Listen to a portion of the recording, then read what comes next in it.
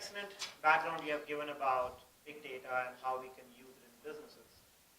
Talk to us a little bit about your vast experience in being an entrepreneur in so many different ventures. That's great, Neeraj. I am an entrepreneur at heart, and I've been doing it since I was probably 10 years old, selling lawn services and shoveling snow and doing all sorts of activities from that perspective. So I love the business world. I love the art of a transaction, and I love building businesses. And so what we did was, I think the rules that I would advise entrepreneurs on is get started. Take an idea and get started. It's too often we're afraid of failure. And we're very scared that if we fail, we'll look bad. And that's the exact opposite approach that an entrepreneur uses. They want to use failure as a research tool, as a tool for feedback to tell them, hey, I didn't get it right, so let me try another way. Kind of like what Thomas Edison did when he invented the light bulb. And so part of what I would advise an entrepreneur, especially a new entrepreneur, to do is get started. As I say in an adage, you one step at a time, you climb a mountain. And it may be one step at a time forward, it may be two steps backwards, and you may have valleys before you go to the mountain. So you go up a hill, then down a hill. But I think the metaphor is appropriate because we look at the idea of business is not just success. It's constant. It's in motion. Another idea for an entrepreneur is the word momentum. Momentum's a precious thing. Momentum can be downhill, it can be uphill, but you can use that momentum to do more, to continue to learn what is not working or what is working.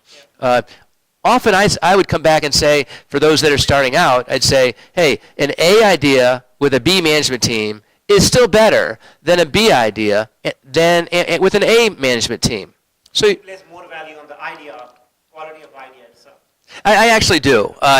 In executing it, you can do a mediocre execution of an A idea versus a brilliant execution of a B idea, and I still think that the A idea is going to get better results. Now that being said, I think it's important for the entrepreneur to look themselves in the mirror and ask, is this idea truly, truly an A idea? Okay, and be self-critical.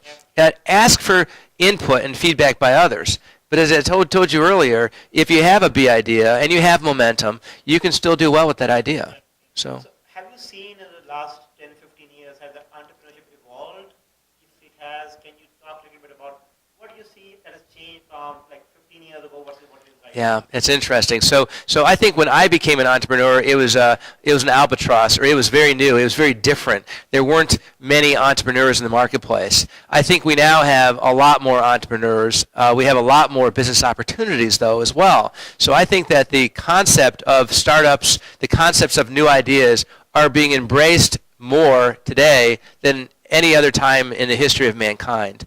So that means that there's huge opportunities, and because of that, there's huge money chasing opportunities. So for those of you that may need investments or need outside capital to start the company, there's a ton of capital out there, and so you have to be very persistent to get that money because it's also very competitive, as you can imagine.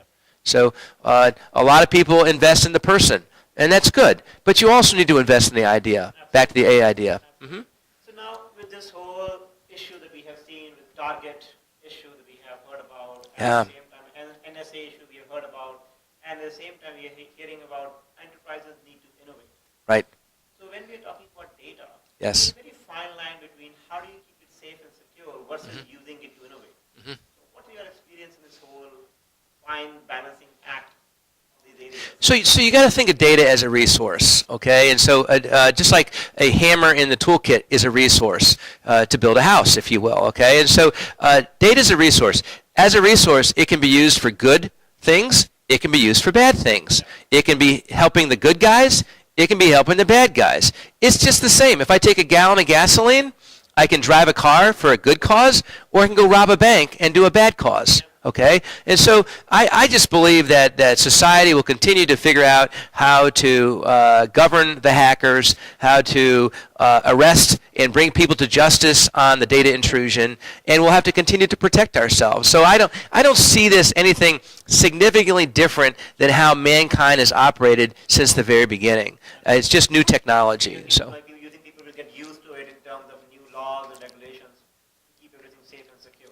I do believe that. And I think the NSA, I mean, the kind of the joke around people from the government area is they've been spying on people all along, so what's different by spying on the web? Well, it is different because the timeliness of figuring out where the terrorists are, who's doing what, where the violations are. There's more monitoring of data more than ever. Now, can that go into a George Orwellian 1984 and really have Big Brother watching us?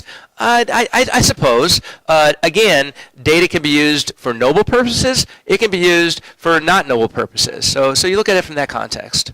Great. So that kind of gives us an idea that any entrepreneurs out there who are listening to this interview, big data is presenting a lot of opportunities for you. And as John has rightly mentioned, we are at the best age possible in terms of starting a new entrepreneurship venture because the funding are available out there. Absolutely. Opportunities are there. At the same time, extra competition is also there. Right. Because everybody is having people like John on their side being advisors, being mentors, just to make sure they help them out with the different ideas. Right. Yeah, and so the advice I would give to an entrepreneur is the classic advice: form follows function. You can't start a company to get rich. Yep. Okay. Money is the booby prize of life, if you think about it that way, okay? You have to start a company because you have a passion towards solving a challenge within humankind. And that challenge may help quality of life, it may help productivity in a business, it may help productivity of a person's life and wellness. I mean, all of these things are important pieces. And so I would continue to look at why you're starting that business for the pride of that versus the economics of that up front. Now, that being said, greed is a good thing. Greed can be a good thing.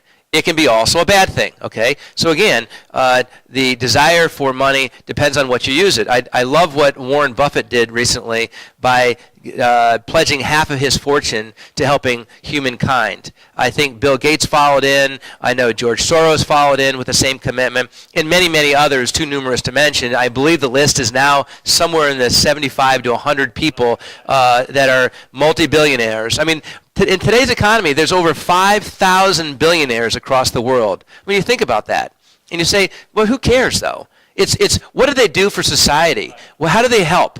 And that's really the most important question, because when it comes to an entrepreneur, you don't have to be a billionaire. You don't have to be even a multi-millionaire. You have to instead feel accomplished and that you've contributed to society. Absolutely. So just to wrap up what John is saying is follow your heart, follow your passion.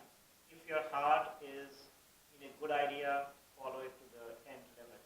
And let's not follow money, because money will follow automatically. Right, it will. And anything that we are doing can be used both in good and bad way, and try to be as productive, as positive to make the best use of all the resources available to you.